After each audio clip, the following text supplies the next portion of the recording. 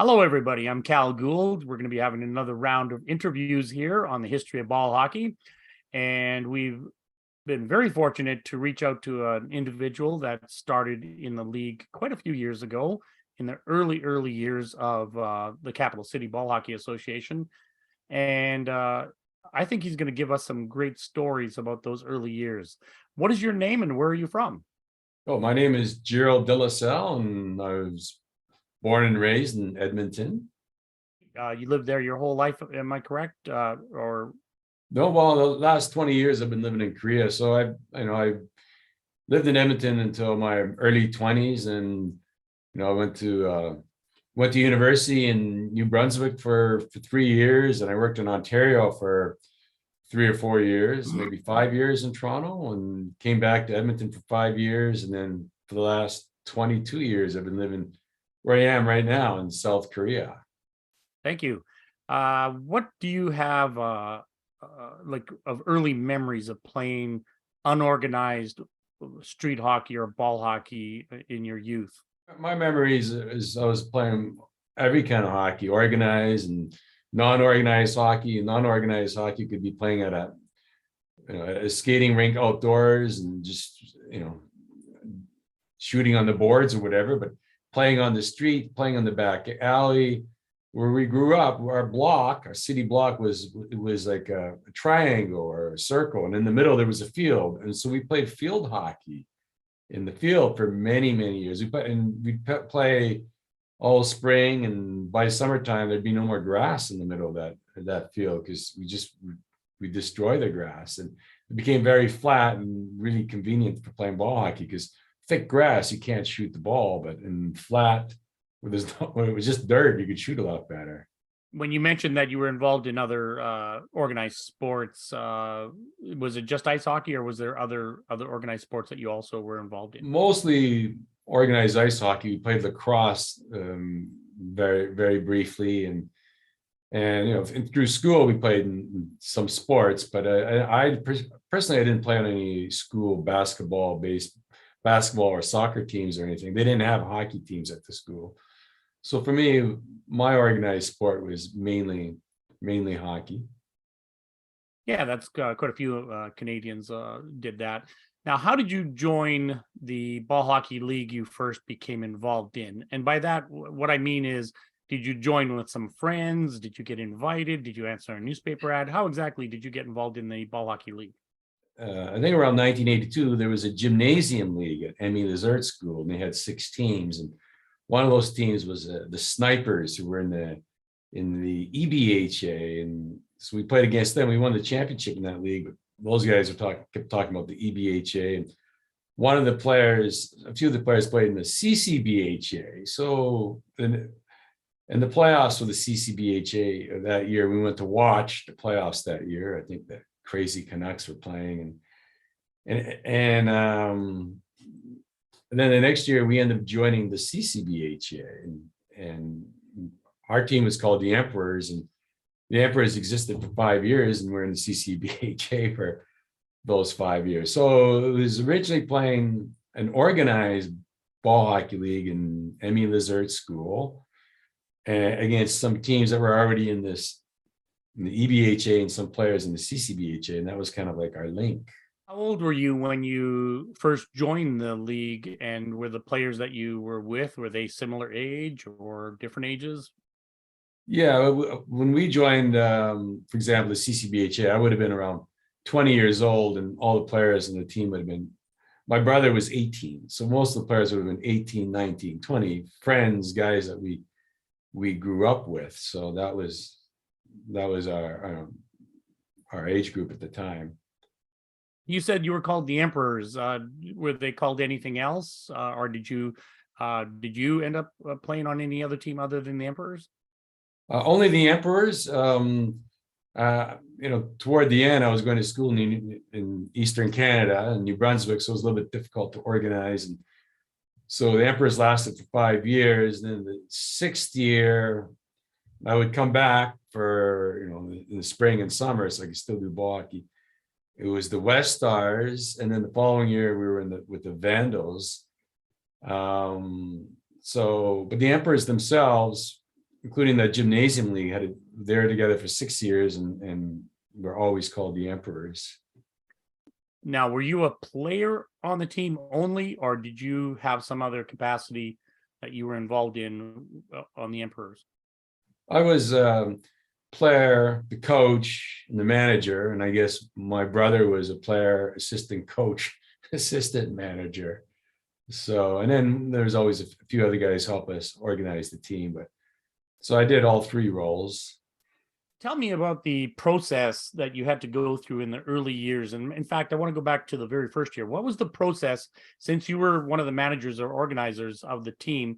What was the process that you had to go through to get registered, to get your players signed up, and to belong to the league? What exactly was that process, if you can recall? I guess in order to join, you have to,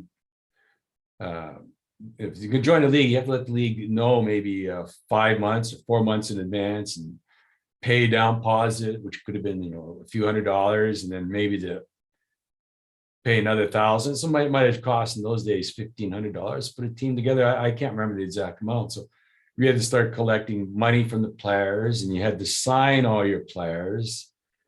I'm not sure if we had to get ID cards in our first year when we were in the league, which was the second year of the CCBHA, but certainly by the third year of the CCBHA, I remember we had to have ID cards for each player, and so that you'd have to get them all signed, and maybe a month before the season started or something like that. So this way you couldn't just be bringing in any old player in the middle of the season. You could only use the players who were in your roster before the season started. And the rosters, I think it was limited to 22 players, maybe 20 players. And these players, how did you get them into your team? Were they neighborhood kids? Were they hockey players you played with? Can you bring some names up that you might remember that you brought onto the team and joined that first few years? My family was very heavily involved in hockey. My dad coached hockey, and my brother and I played hockey, AA hockey. My father coached. He had a hockey school, so we knew a lot of hockey players, a lot of good hockey players, guys who were in the NHL, NCAA, Tier 2. So, we played hockey with and against the Bennings. They went to my dad's hockey school, and Perry Bearzan played on my brother's team. He lived like a 10-minute walk away. Gary Volk went to my dad's hockey school. So everybody knew the De La Salles in that part of Edmonton, Northeast Edmonton, the Belvedere, Baldwin, Delwood area. And, in the beginning, it was just the people that lived close to us or went to school with us as hockey players. And then we kind of as we became more competitive, we started calling people, making phone calls. But in the beginning, the original team was just guys who played informally with us, out in the field. Guys like Barry Collier and Lauren Rusno and Glenn Kubish and Tony Chaves. And then as Perry Bearzan played a little. But then as we went to CCBHA and the league's getting better and better every year, we started calling guys who weren't close friends with them, but they knew us, and we had played against them or encountered them. Ray Podlosky, who played for the Boston Brooms, and he went to our high school. One of the guys, Tony Chaves, and called him, and Bearzan probably called the Bennings, and we knew the Bennings, and so eventually it just kind of got bigger and bigger, and then people started to call Wes Craig and Barry McKinley play for the St. Albert Saints. My brother and I didn't play for St. Albert, but there's Louis Remedios called those guys. So we started calling people even guys we barely knew, but everybody kind of knew us, and they knew the Bennings and the Bearzans, and that helped. Gary Volk played for the Toronto Maple Leafs. He'd gone to my dad's hockey school, and his father had a shop just down the street from where we lived. So he knew us. So when people called, and it wasn't necessarily my brother and I calling, but could have been Louis or Tony Chaves. They say, hey, the De La Salles have a ball hockey team, and they won the championship the last 2 years, and there's provincials now, and it's getting really big. Do you want to join? A lot of these guys would want to join to just to stay in shape for ice hockey season. With all those players, like you said, you had success. What kind of success did the Emperors have in those years that you were growing, or you were, as you mentioned, expanding the team? Yeah, the Emperors in those 5 years won the championship every 5 years, and we had a network to get players, and as the league kind of got stronger and stronger, and we just called more players and strengthened our team. So we had great success, and eventually we started going to the provincials. We never had any big success at the provincials. We might have won a bronze medal there, but usually like fourth place or fifth place. But we won the city championship and the CCBHA the full 5 years. And that was classified as Division One. Prior to 1987, there was only one championship, and after 1987, with the introduction of a second level referred to as Tier 2, Canadian wide it has some different categories. They might call it Men's B, Men's A, Men's B, Women's A, Women's B. So with that being said, there were other divisions. Did the Emperors always stay in Division One, or did you always play in Division One? Did you move down or try any other divisions to play in? No, in the beginning, our first year, they didn't have divisions. It's just all the teams are like together.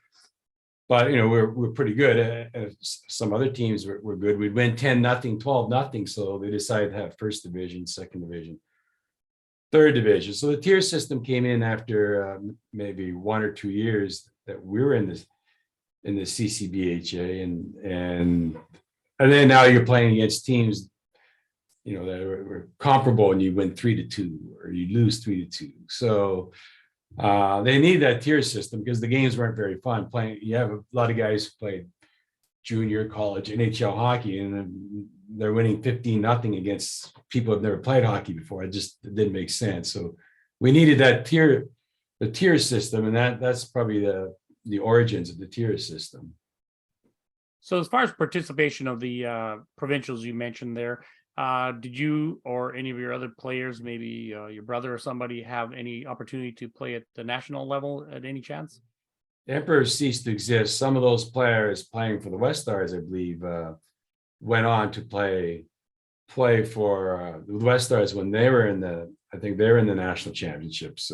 For example, I think Tukey and McKinley played in the nationals, but my brother had retired, had an injury, so he just retired, and I was far away in another city or another country at the time. So that's right. I do recall that 1991, the excellent success of the West Stars at the Nationals in the host city of Edmonton. Now, do you have a particular favorite memory of ball hockey, whether it's as a player or a team? Anything in particular that is a strong memory? No, I actually don't. I didn't play much. I had back problems, and we had a lot of talent. So, even if I was healthy, I didn't have to play. We had so much talent. So my brother and I remember another guy named Tony Chaves, often, he was a friend of ours, Tony's. We would get together, at McDonald's or wherever in the afternoon of those games, and we talk about what we're going to do. And sometimes we weren't even sure which players could make it, because some players might have to go to work that day, and we'd be calling, making sure everybody could show up for the game, and we'd be worried that somebody might not be able to play. And so just talking about it, we spent a lot of hours talking about it, which is one reason why I can remember everything. So some of the guys, they just showed up and played. So my brother and I probably spent as much time talking about the upcoming games, especially in the playoffs, than we did playing the games. And then after the games, for example, after championships, or after any games, we'd go out to the restaurants and socialize together. And after, if we won a championship, we'd have a party. But so I remember a lot of activities. Even the CCBHA held a lot of 1 or 2 banquets a year. And so I don't have any particular specific memory that stands out. I just can say I have as many memories of what happened before and after the games is during the game. But some of those games are very close, overtime games. You remember those, but there was a lot of those overtime games and a lot of championships. So. So you mentioned some names of players there. Some other individuals mentioned Tony Chaves before. So there's a lot of friendships that are either made or strengthened during this in the sport. I once heard something about Tony Chaves. You guys walked into a McDonald's and an unusual thing he said. Do you recall anything about that? I can't remember specifically, but Tony was very animated. So he was never the best player in the league, but he was probably the most popular player. He's a very animated guy. He's like a cartoon character. So everybody in the league knew him. And, we had Ray Podolsky from the Boston Bruins, and we had Tony Chaves and everybody from around the league. So many people, Ray was the hero.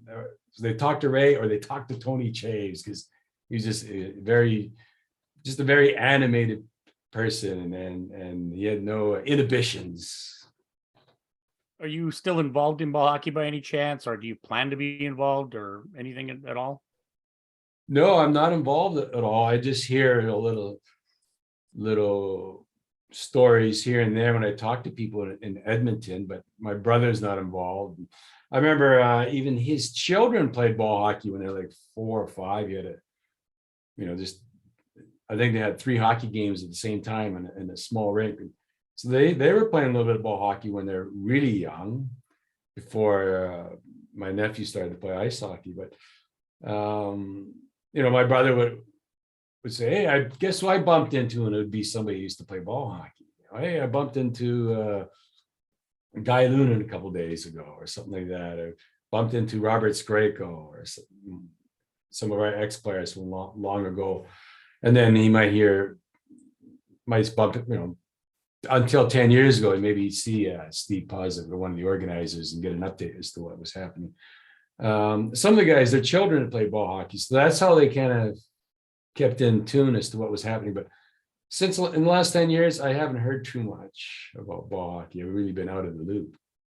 So one of my questions was actually, you already answered it, was did you have any other family members that played ball hockey? Well, obviously your brother did, and it sounds like his children also played. Any other like cousins or anybody you can think of that played the sport?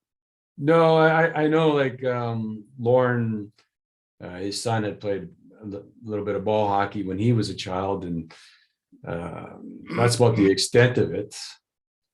What do you feel has made the greatest impact on the growth of the sport of ball hockey? I guess maybe organizing it. I mean, people have been playing this informal hockey on the streets or on the field and that type of thing. But when we moved to the rinks, so there are people who have been playing hockey even in the gymnasiums at O'Leary. We had intramural ball hockey with ice hockey sticks and not like ringette sticks or anything like that. And that existed for years, but it was when they started to move into the hockey arenas and into Kenilworth Arena and Santa Rosa Arena, the ice hockey rinks, Oliver Arena, and made leagues. And sometimes I think they had the standings in the newspaper. And they even had some ball hockey games around on Channel 10, the cable 10 station. So it started to get a lot of publicity, and then adding big name players kind of gave it more legitimacy. People had played in the NHL or college hockey, and then after a few years, we had the CCBHA started participating in the provincials. But I think the big one would have been just simply organizing it and getting into the ice hockey rinks. And then from there, it becomes more visible and bigger venues, and the leagues started to expand from there. So with you mentioning the organization of the sport, how would you compare the organized sport of ball hockey, or at least the organizations that were run that you were involved with, compared to other organized sports? Did you see anything in particular that stood out or didn't stand out? No, I mean, I think it was quite similar. So, ball hockey, originates from hockey. It's the same. same concept as hockey is part of our national fabric, and it's not just ice hockey, but people also playing ball hockey and field hockey. It was really, Canadians have a passion for it. People in Edmonton had a passion for it, and we can't just, it's just hockey's in our system. It's not just ice hockey, and you know, people wanted to keep playing hockey all year round. Those days you didn't have much hockey in the summertime. So I can't remember the exact question. Sorry, what was did I answer the question? Or Well, it was just simply, you know, how does it compare to other sports? oh, okay, yeah. Sports? Yeah. As far as organizing it, 40 years ago, sports, you know, probably it was 60 years ago when my dad was a child, there was no organized sports. He didn't even get to play organized hockey until he's like maybe 11 or 12 or 13. So he played ice hockey maybe informally up until 10, and then 12, 13, maybe they started having some teams. Even in the Philippines, for example, they still don't have very much organized sports. They love basketball. It's all informal basketball, or almost all of it. And in the 80s, it was an era where sports was still like 20, 25 years old, organized sports. So it wasn't super sophisticated. And at the time, it wasn't much different than organizing ice hockey. You didn't have any hockey for children, ball hockey for children at that time. And now ice hockey has become super structured and super organized.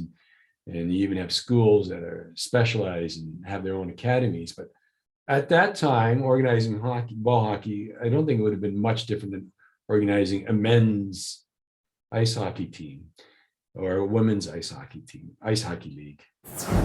What advice would you give to someone that wants to play the sport of ball hockey? Well, the great thing about it is you don't have to learn how to skate. So basically, if you want to play, just get yourself a hockey stick and start playing, and there's probably a team for you, because you don't have to play at the highest division, you play lower division. There were some guys who were kind of beginners. I remember Martin Moy, never played ice hockey, just started playing ball hockey, you know, in the he was relatively new to hockey. Maybe he played street hockey or something, but he started to play first division. So if you're a good athlete, you can learn it. But you know, there's ball hockey for children, there's ball hockey for adults, ball hockey for women, ball hockey for people who are great ice hockey players, ball hockey for people who don't really know how to play hockey. You don't know have to learn how to skate. There's no body contact. You don't have to be big and tough. So I would say anybody can play. If you want to play, if it looks like fun, I strongly encourage them to get a stick. And if you need, I don't know what the exact rules, probably need a helmet and a few things like that, but just play. There's nothing stopping you from playing. It's not expensive either.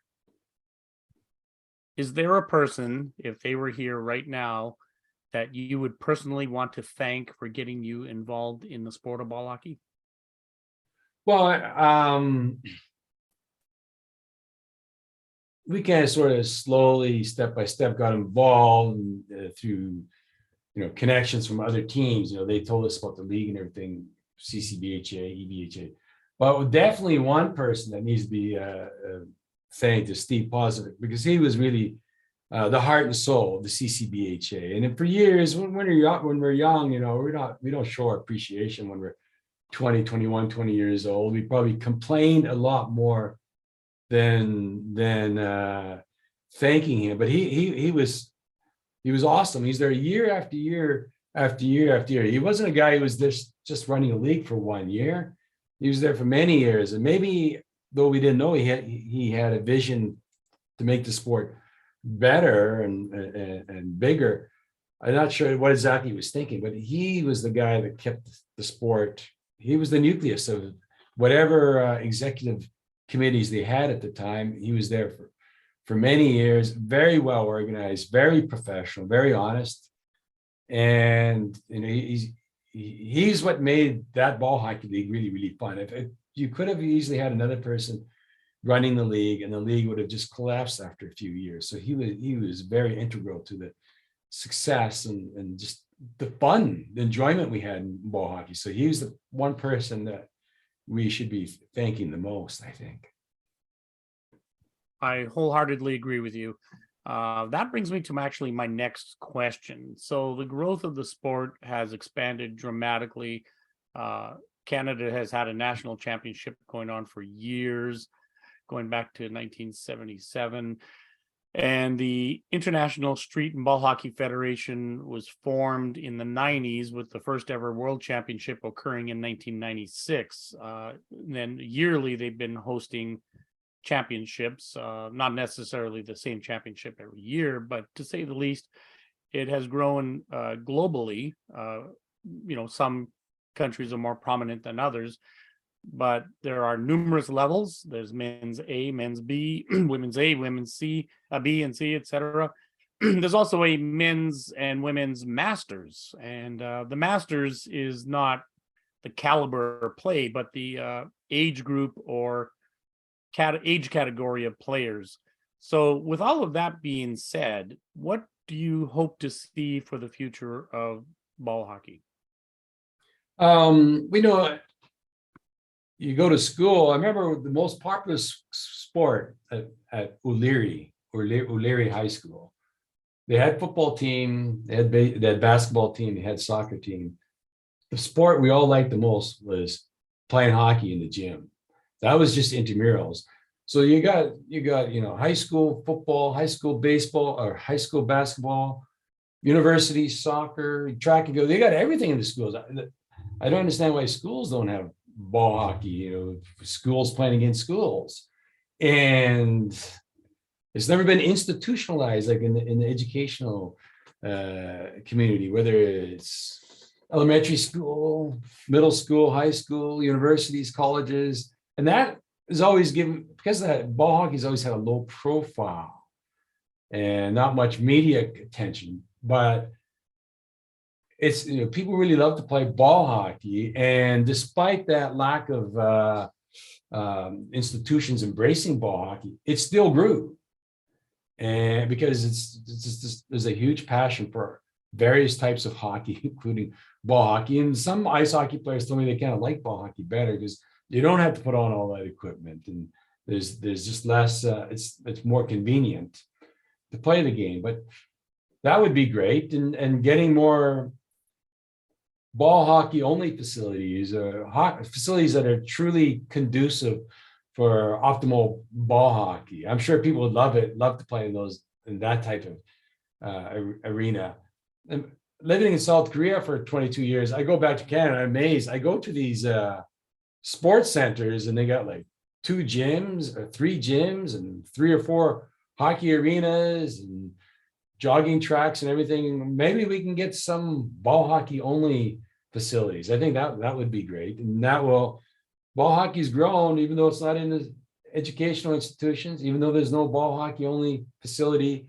I think we need some arenas just for ball hockey. So as you mentioned, it's not institutionalized in the school. I mean, it's not within the institutional system. So would you say along the lines of it's still in a niche category? I guess so. But it doesn't need to be in a niche category. So, there's certainly the potential for it to grow. People want to play, and if you build the rinks, they're certainly going to come and play. But if you build one, it won't be enough. So you'll need more than one. Build it and they will come, right? Yes, exactly. All right. Is there anything you'd like to add, or anything that I haven't covered yet? Any personal insights or information you'd like to share, or any stories? No, my memories of ball hockey, and my brother would probably say the same. And I know the people who are closest to me on the Empress ball hockey team. We only have fond memories of ball hockey, and it's not just playing. It was an activity that brought a lot of people together, and we had a lot of fun. We didn't have to spend much money. It was just great enjoyment. And Canada hasn't changed. Edmonton hasn't changed. People still like to play hockey, and other people our age will probably, if they get exposed to the sport, they'll love to play, or they get the opportunity to love to play. So ball hockey was a lot of fun, and we have a lot of fond memories because of it. I thank you for your time. It's been a pleasure speaking with you and hearing all those wonderful stories and some of the early years of the ball hockey in Edmonton. Thank you very much, Gerald. No, my pleasure.